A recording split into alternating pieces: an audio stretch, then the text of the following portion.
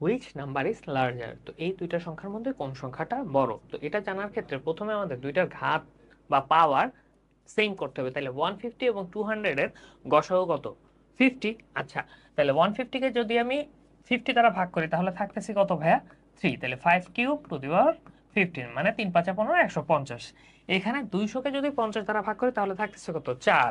তার মানে 3 to the power 4 two the power 50। দেখো এখন পাওয়ার দুইটা কি সেম হয়ে গেছে। এখন ভিতরের সংখ্যাটা কত? 5 কিউব 125 টু দি পাওয়ার 50।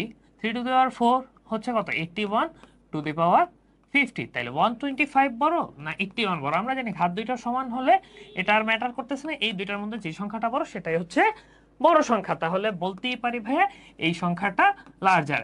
একইভাবে আমরা 120 এবং 90 দেয়া আছে, এদের গসাগু কত হবে? 30। তো 30 তে কনভার্ট করে এই ম্যাথটা করব। তো এটা কোনটা বড়, এই অ্যান্সারটা তোমরা কমেন্ট বক্সে জানাবা। ধন্যবাদ।